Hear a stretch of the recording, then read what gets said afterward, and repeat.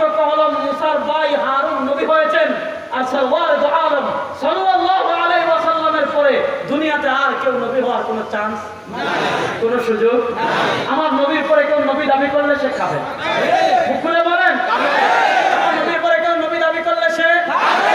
এজন্য কাদিয়ানীরা কাফের, বলেন কাদিয়ানীরা, কাদিয়ানীরা, কাদিয়ানীদেরকে যারা কাফের মানবে না তারাও কাফের, কাফের, কাফের, কাদিয়ানীরা কাফের, কাদিয়া বাংলাদেশের কাদিয়ানীরা বেলা সব কাফের, কাদিয়ানীদেরকে যারা কাফের মানবে না তারাও কাফের, বাংলাদেশে যারা কাদিয়ানীদের পক্ষে টিভি টক শোতে দালালি করবে তারাও কাফের, বাংলাদেশে যারা কাদিয়ানীদের পক্ষে সংসদে দালালি করবে তারাও কাফের, বাংলাদেশে যারা কাদিয়ানীদেরকে কাফের মানবে না তারা কাফের, কাফের, কাফের।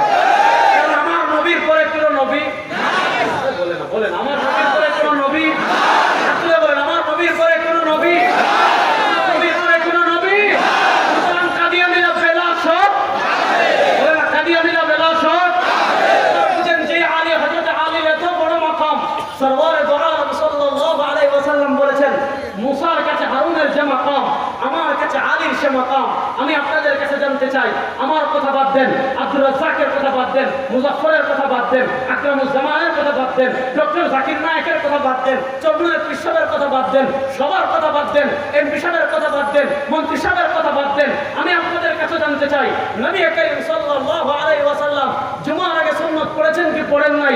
পড়লে কত রাকাত পড়েছেন? হযরত আলী জীবনে দেখেন নাই, কথা বলেন। আপনারা আমাদের দলিল কেন পান না জানেন? আপনারা আমাদের দলিল না পাওয়ার কারণ হলো আপনারা যে চশমা দিয়ে দলিল তালাশ করেন এটা মিট বাই ইসরায়েল।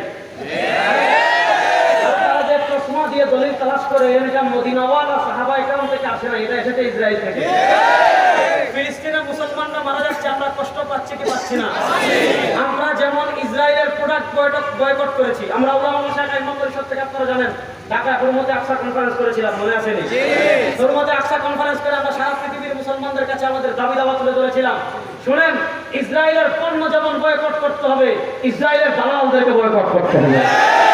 ইসরায়েলের পণ্য যেমন বয়কট করা ফরজ, ইসরায়েলের দালালদেরকেও বয়কট করা ফরজ। ইসরায়েলের দালালরা বলেন বিড়াল সবসময় ঘুমে থাকে, কিন্তু যখনই প্লেটে বাড়ি করে বিড়াল কিন্তু জেগে ওঠে। তারা ইসরায়েলের দালাল এতদিন বুঝতে পারেন নাই। এখন আপনারা দেখেন সারা দুনিয়ার মানুষ মুসলমানের পক্ষে, সারা দুনিয়া